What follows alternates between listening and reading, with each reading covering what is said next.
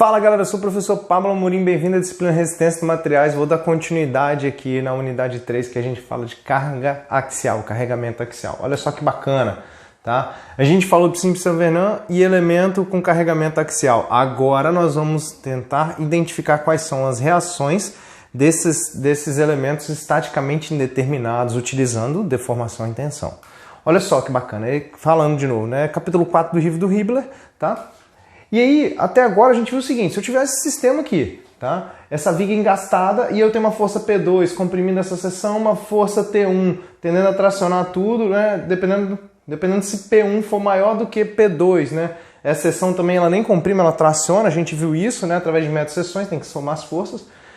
E aqui a gente conseguia achar a reação fazendo o quê? Estaticamente determinado. Somatória de forças em X, a gente achava que RA é igual a P1 menos P2. Acabou. Isso aqui é um sistema isostático. Isso aí a gente já viu, é super tranquilo lá em estática, lá em mecânica estática, né?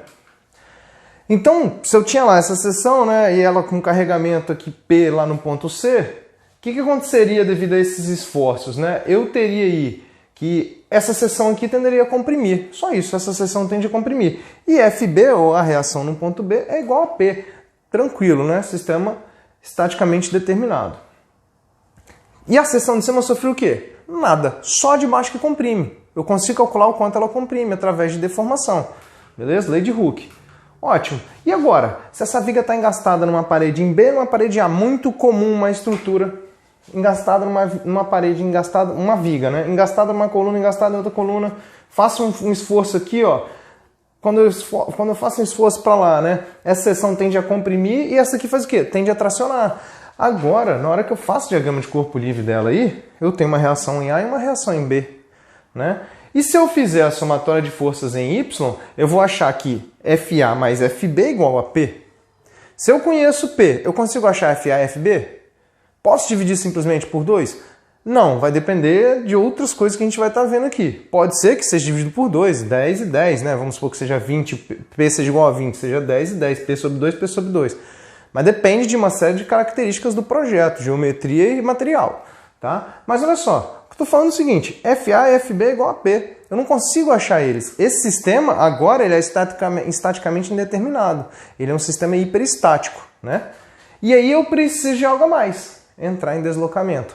O que acontece? Antes, né, quando eu não tinha a parede aqui, o deslocamento não era zero. Agora, o deslocamento total dessa minha estrutura é quanto? O ponto A até o ponto B muda? A não ser que minhas vigas, minhas colunas, né, tendem a deformar juntos, beleza, mas supondo que aqui elas não deformam nada, nem essa coluna, nem a coluna que está fixa, nem essa parede, nem essa, não deforma nada. O que vai acontecer? A distância do ponto A e do ponto B antes da aplicação é essa daqui, a distância do ponto A até o ponto B vai continuar sendo L no final da aplicação da carga. Isso é, o deslocamento total da estrutura é zero. Deslocamento total, tá? E aí a gente entra naquela fórmula de deslocamento. Agora, o que é interessante é que eu tenho uma seção que sofre compressão, ela tende a diminuir o tamanho. Mas para alguém compensar isso, tem outra tracionando, a outra parte traciona. Então, que esta aqui comprime, esta aqui tende a alongar. E aí, né, mas a soma das duas, o que uma comprime e a outra alonga é zero no final. Tá? E aí a gente entra na carga de deformação, na parte de deformação. Esse sistema é um sistema hiperestático porque só usando aquelas equações de equilíbrio que a gente viu lá em estática não resolve o problema. Tá? Mas vamos resolver. Olha só. Diagrama de corpo livre, faça a primeira seção FA, FA. Esquece P por enquanto. Tá? Faça diagrama de corpo livre na outra seção FB, FB.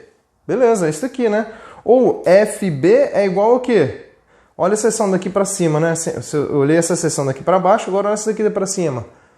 FB seria o quê? P menos FA. P menos FA, peraí, P menos FA é isso aqui, ó. FB é igual a P menos FA. Posso fazer isso também. Mas vamos deixar desse jeito aqui. Show de bola. Substitui lá. Então tem deslocamento que de A a B é zero. Isso é, o deslocamento da seção AC mais o deslocamento da seção BC é igual a zero. O negócio é que FA, por ser tração, é positivo. Força vezes o comprimento daquela seção interna. Força vezes o comprimento daquela seção. Força interna vezes o comprimento da seção, dividido pela área e módulo da velocidade. FB comprimindo entra como negativo, vezes o comprimento daquela seção, dividido pela área e módulo da velocidade. né?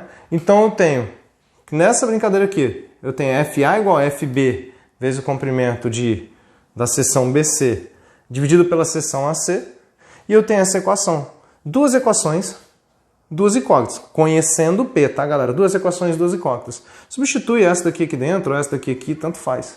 Vocês vão chegar no seguinte resultado, que a força de FB tem relação com o comprimento da seção AC e o comprimento total da estrutura, e a força P. E FA também. Tá? A relação entre FA vai ser o quê? O comprimento da seção BC, FA que está aqui, o comprimento da seção BC, vezes a força P dividido pelo comprimento. Olha como é que, dependendo dessa variação de comprimento, eu tenho forças diferentes. Tá? Agora, o que antes a reação total estava em apenas um ponto, essa reação, parte dela vai estar em um ponto A, parte dela no ponto B. Tá? E a gente precisa dessa fórmula para tentar calcular. Deixei um procedimento aqui, depois vocês dão ainda com calma, tá? E alguns exercícios bacanas. Peguei aqui esse mesmo exercício, botei uma carga P aqui e mudei esses comprimentos. Falei, ó, P igual a 10, qual o valor desse deslocamento total? Tá? E aí, qual o valor das reações em A e em B, perdão. O que é bacana, depois tentem mudar o valor, muda aqui 300 embaixo, 500 em cima, muda esse comprimento, muda, coloca 500, façam testes, é bacana. Tá? Esse exercício é muito legal, porque aqui a gente tem uma carga de 20 kN, desculpa, tá? E ele tem uma folguinha. Agora o deslocamento total vai ser de quanto? Não é zero mais, ele permite 1 milímetro, ou 10 a menos 3 metros. Tá? Deixei, ó, diferentes materiais atuando também, exercício bacana para vocês estarem fazendo, dá uma olhada no PDF, tá? 3.1 também, barras, diferentes materiais, seções, tá? Modos de velocidade consequentemente diferente, uma força de 15 kN em um ponto que não está exatamente no centro, tudo isso vai influenciar também.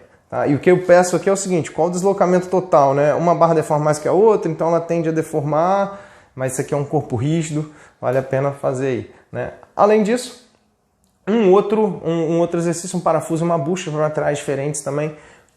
Quando eu traciono o outro tende a comprimir, qual o deslocamento total, isso tudo vai ser importante para a gente começar a entender essa parte de projetos. Bom, galera, essa parte de sistema estaticamente indeterminado é o que mais acontece. Em resistência a materiais, essa é a ideia, a gente trabalhar com isso daí, entrando nessas funções de tensão e deformação. Espero que tenham gostado. Qualquer comentário manda aí, curte aí e tamo junto, bons estudos.